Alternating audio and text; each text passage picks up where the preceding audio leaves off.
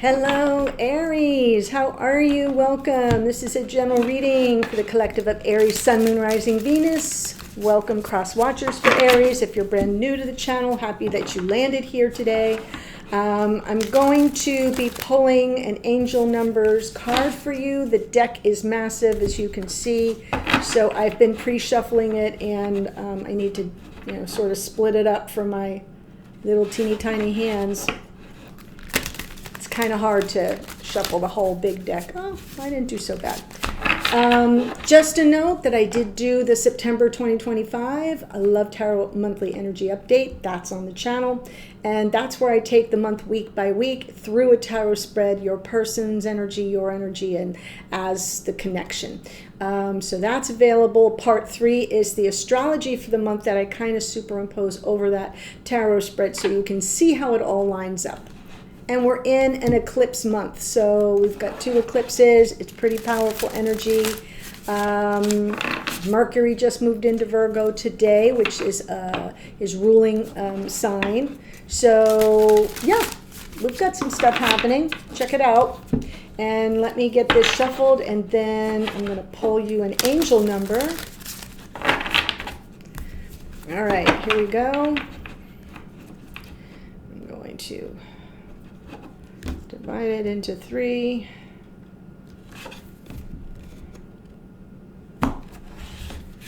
There we go. And then split once more, and I'll grab you a card. It is a big deck. There we go. Card 830. Oh, sorry for the lighting there. Can you see that? 830. Wow, lighting's really bright. It says, start small. How you begin matters. Your angelic guides affirm that the dreams you are working toward live in microcosm, seeds embedded in your daily activities. Today, do every little thing as you would if it were larger. Put some added detail into your daily work. Cook an extra fabulous dinner, or expend a little additional effort during your workout. Reflect on how every choice you make in your daily life can move you toward long-term goals. I love that message, how you begin matters, right? So even if you start small, you can always zhuzh it up a bit. And I think that's a good message. Let me see if I can get that. Yeah, I've got that. Maybe if I just reduce this light a bit. A little bit better. Okay, so that is your angel number. I'm going to jump in. Still been sort of not sure which spread I want to do. I think I just decided I'll do a split soulmate spread. I don't think I've done that in a little while. So here we go for Aries, Sun, Moon, Rising, Venus, overall energy, 7 of Pentacles. In the 7 of Pentacles, we're talking about things unfolding kind of organically, the patience that's required to see how things evolve.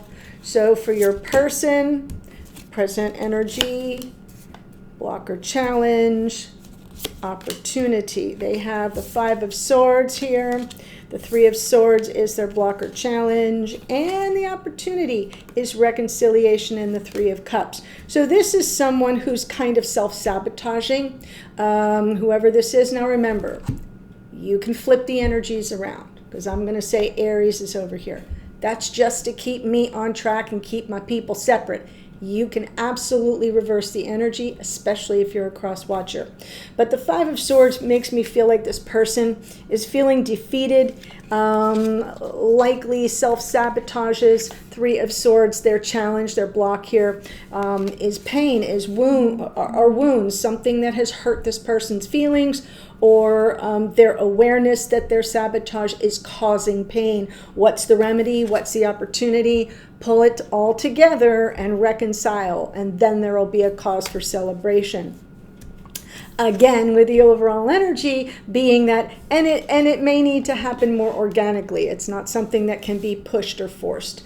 Now let's get for you. Another shuffle. Whoa. So for you, we have the Sun.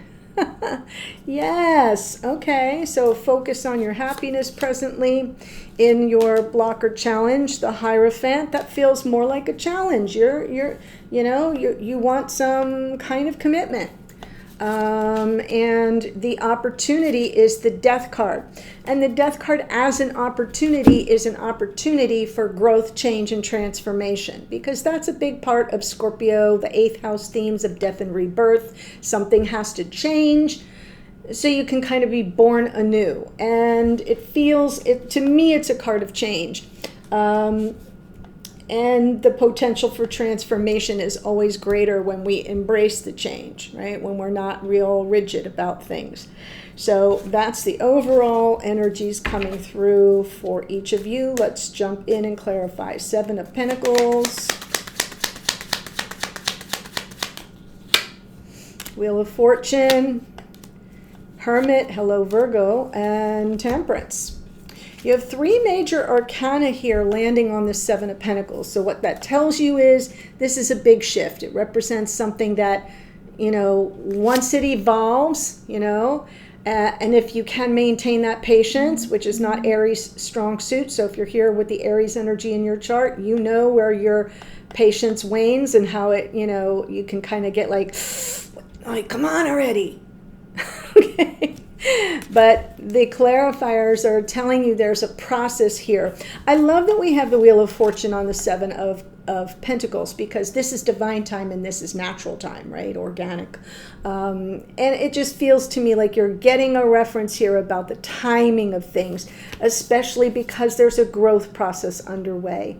When we see the Hermit, it's about wisdom, but that's something that comes with self-awareness and introspection and maturity. And then underneath is Temperance, which is a second patience card. So you're getting 2 timing references and 2 patience references. How much do you hate me now, right? The saying, all good things take time. That's kind of what you're living with in this energy right now, which is difficult in an eclipse month, for sure. But there's some wisdom in it. So let's see your person here, the 5 of Swords to the 3 of Swords. Present energy to their challenge. They've got the Death card. 2 of Wands. It's a matter of what this person wants and being able to kind of come forward with an authentic message from the heart, possibly even an apology. If this is someone who has sabotaged, because it's just a function of their character, that's what needs to change. And if feelings have been hurt, for you, that might be a call for an apology. But regardless, it's definitely talking about sincerity and embracing the change that's necessary, choosing a different path, right? You don't have to stay in the self-sabotage and the pain that accompanies it. You don't have to stay in the energy, or they don't, I'll say. They don't have to stay in the energy of always feeling defeated and feeling bruised and wounded and knocked about, right? They can make a change and choose this path. And whatever messages that, this is from the bottom of the deck, so it's kind of in their unconscious awareness, or it's playing out behind the scenes. There might be some realizations coming through that, maybe I should just kind of say it like it is from my heart, instead of all the posturing and the zero-sum game playing that never works out. The only one that might be getting hurt is this person, because of all their efforts to, kind of all the subterfuge. It feels to me like this person is recognizing the need for change, which is great because that's what's in your opportunity position. So there's a little bit of mirroring there for you. Let's see the 3 of Swords in the challenge to the 3 of Cups, which is the opportunity. Queen of Swords, Justice, both Libra cards, and the 10 of Cups. Yeah, I feel as if you've already, Queen of Swords is just a straight shooter. It's truth, right? She's a truth seeker and a truth teller. And, she comes in peace there with her hand extended. Justice is the arbiter of truth, weighing the facts as they are and bringing everything into balance. whether it's, you know, this person taking some accountability even. And what's the offshoot of that? If the goal is happiness, there's only one way to get there, and that's to reconcile the differences. So you can celebrate that, you know, as things unfold. So I do feel in a way that the Hermit is also coming through as a guide. There feels to me to be like this energy in the month. We're in the 9th month of a 9-year. So another little number for you to write down besides 830 is 99, because there's a lot of, and it's the double eclipse month as well. So 9s are about, you know, where we're wrapping something up. A lot of people say that 9 is the true completion card, because when we hit the 10 numerologically, it's done and it resets to a 0, right? But I feel that the 9 is, it's not necessarily completion to me. It's that last step before you wrap something up for good. So I'm sort of seeing this person coming to the realization that maybe if they take accountability, maybe if they face this head on, maybe if they're more honest about what's really going on and, you know, what their fears are, because a lot of this can be coming from fear. Certainly that 5 of Swords can, you know, they'll get a lot further if they just take accountability. And when I say accountability, you know, they're not being judged, but you know, when a person says to you, you know, this is all on me. When somebody says that, how does that make you feel? You know, this one's on me. My bad. I really didn't mean it. I don't know why I do this thing that I do. When somebody takes that kind of accountability, doesn't it just neutralize all the tension? And don't you kind of get a little bit like electric, like a little sense of, oh my gosh, I'm dealing with an actual mature adult, somebody who can recognize their own shortcomings, put it out on the table, apologize for it, so we can move on. Hello? That's what I see here. For you, we have the Sun to the Hierophant.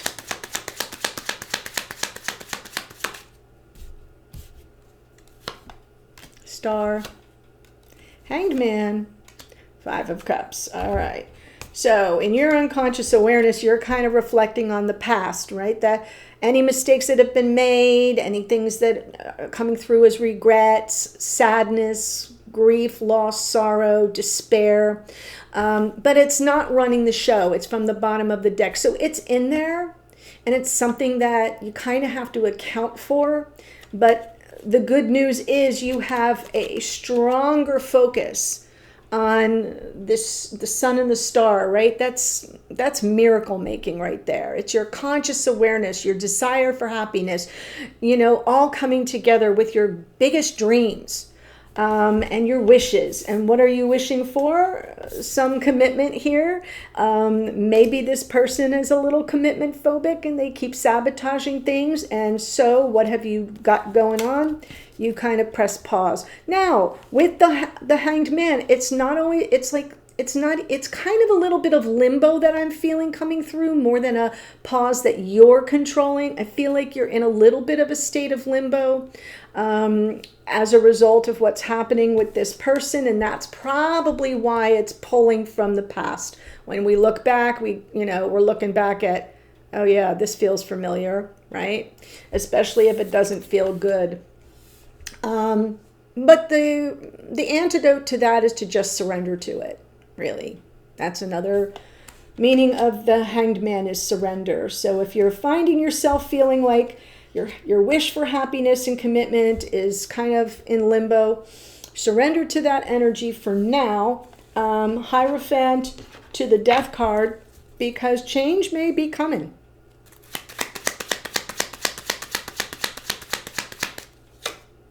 Yeah. Knight of Wands, 2 of Swords, 3 of Wands. Absolutely. So I am kind of seeing this pace picking up. The Knight of Wands, catches that sense of, this is what I want. I'm coming from passion. I'm in the moment. Decisions might be made on the fly, however. So that's something to think about. But deep down, you'll be kind of like, awaiting something that's coming toward you, anticipating what's yet to come. And then when it's coming in and decisions being made at the same time, because you're reaching this crossroads moment. We've got some change here. The Death card might require something to be left behind. That's usually part of the loss aspect. What are we, if we're not losing it, what are we willing to part with? What are we willing to let die off? And I'm feeling that you kind of come to a crossroads, and there's some form of anticipation that starts to build within you. And this Death card connects to their Death card, because that's their present energy. So they're one step ahead of you. Okay? Like, you're not going to have to say something needs to change, because they're probably going to say it first. Or you're going to get the mea culpa, the my bad, I'm sorry, and it's going to be a powerful explanation of where they think this comes from, and that represents growth, right? Growth, change, transformation. So this looks really good, guys. In the extended, what I'm doing is I'm keeping all these cards here, moving it up, and I continue the spread, just so we're clear. And I pull the two of you together. So in relationship, because I got you separately here, in relationship, what's your shared energy? What's positive? What's a challenge? What's, what are your strengths and your challenges would be a better way to say it. And what's the opportunity to mitigate any challenges? And I'm going to get a message from this person to you. And what are they picking up from you energetically at 5D? That's always really enlightening.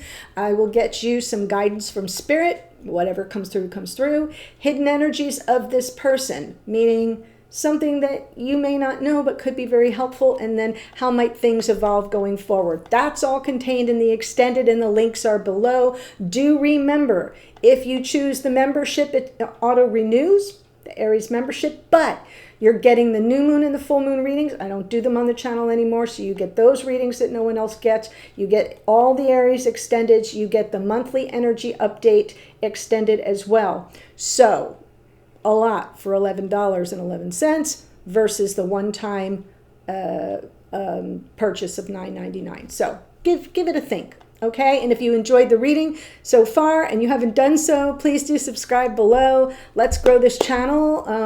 Yeah, August was not a bad month for the channel, so let's make September a big smash. It's my birthday month, so subscribe. Make my day. Happy birthday to Laura. Okay, here's your astrological associations. Wheel of Fortune is Jupiter, which rules Sagittarius. Hermit is Virgo. Temperance is also Sagittarian energy. We have the Death card out twice. That is Scorpio. Page of Cups, Cancer, Pisces, Scorpio. Queen of Swords is Libra, as is the Justice card. We have the Sun is Leo energy. The Star is Aquarian energy. The Hanged Man is Neptune. Neptune rules Pisces. The Hierophant is Taurus. Our Knight of Wands is more Sagittarius. So let me just say, if you have lots of Sagittarius, or an important placement with Sagittarius, or if your person happens to be a Sagittarius or have a prominent placement of Sagittarius in their chart, this reading is like a little extra over the top, meant for you, because there's a lot of Sagittarian energy here, just saying. Okay, so that's what I have for now. I'm going to take it to the extended and continue your spread. So if this was resonating, now we're going to get an even deeper dive. The links are below. I'll see you there in a second. Bye for now.